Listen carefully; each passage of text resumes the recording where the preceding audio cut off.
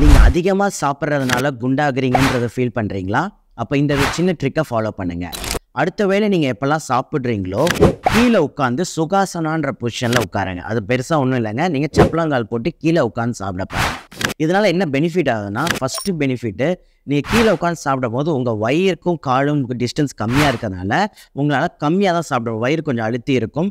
So கம்மியாக தான் உங்களால் சாப்பிட முடியும். இரண்டாவது, உங்களுடைய கீழே உட்காந்து சாப்பிட்றதுனால ரத்த ஓட்டம் எல்லாமே உங்கள் வயிற்று பகுதியில் வரது மூலயமா சாப்பிட்ட உணவு எளிதாக ஜீரணமாகும். எளிதாக ஜீரணமானாலே உங்கள் உடம்புல நிறைய கழிவுகள் தேங்காது, எக்ஸ்ட்ரா வெயிட்டும் போடாமல் பார்த்துக்கலாம். இது ஒரு சின்ன ஒரு டெக்னிக் தான்.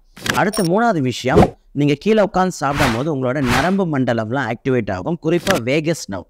இது என்ன பண்ணுதுன்னா, சீக்கிரமே நீங்கள் சாப்பிடும் போது உங்கள் வயிறு ஃபுல்லாகிடுச்சுன்ற ஃபீலிங்கை உங்களுக்கு தரும்.